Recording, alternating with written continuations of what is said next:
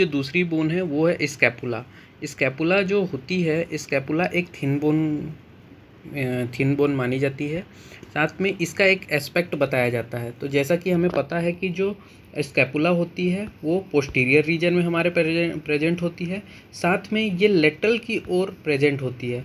तो हमें इसे इसका जो एस्पेक्ट बताया जाता है वो बोला जाता है कि पोस्टीरियो लेटरल एस्पेक्ट, इस बेसिस में, क्योंकि ये पोस्टीरियर में प्रेजेंट है और साथ में ये लेटरल की ओर प्रेजेंट है। तो इसलिए हमें इसका जो एस्पेक्ट बताया जाता है वो बताया जाता है थोरेक्सिक केज के पोस्टीरियो लेटरल एस्पेक्ट में। तो ये हमें समझ में आ जाता है इसमें। फिर उसके बाद जो इसका साइड डिटर्मिनेशन में उसमें 3 पॉइंट है, एक एक कर। पहला पॉइंट है जिसमें कि लेटरल या ग्लेनॉइड कैविटी, यहाँ पे जो ये प्रेजेंट है, यहाँ पे इसे हम ग्लेनॉइड कैविटी कहते हैं।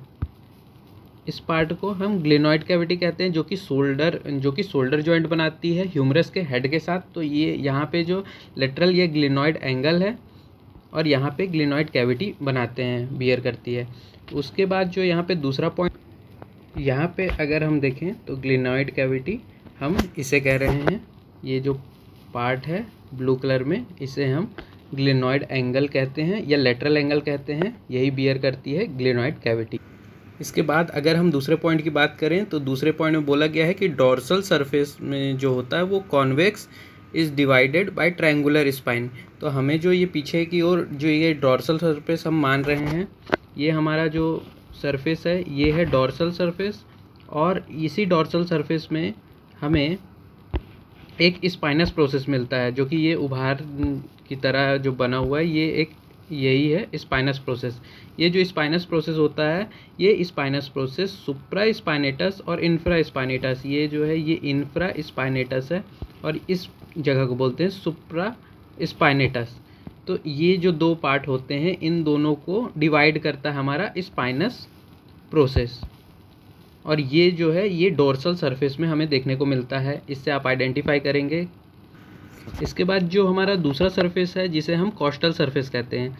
तो जो कोस्टल सरफेस होता है वो जो है वहाँ पे कॉन्वेक्स जो कि फिट होता है हमारे चेस्ट वॉल में, जो यहाँ पे चेस्ट की वॉल होती है उस पर ये कॉन्वेक्सली फिक्स हो जाता है।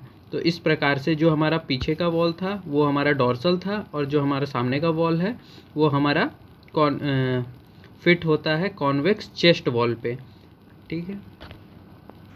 उसके बाद जो हमारा थर्ड पॉइंट है जिसमें हम बताते हैं कि लेटरल बॉर्डर जो होता है वो हमारा थिकेस्ट होता है। तो इसका जो लेटरल बॉर्डर है, जो कि ये वाला पॉइंट है, ये जो होता है ये ग्लेनॉइड एंगल से, ये जो है हमारा ग्लेनॉइड एंगल है और ये जो है हमारा इन्फीरियर एंगल है। तो इन्फीरियर एंगल से ग्लेनॉइड एंगल की जो बीच का जो डिस्टेंस है उस वहीं पे एक बॉर्डर बनता है जिसे हम लेटरल बॉर्डर के नाम से जानते हैं, वो थिकेस्ट होता है। तो ये 3 साइड डिटर्मिनेशन जो कि स्कैपुला के हैं।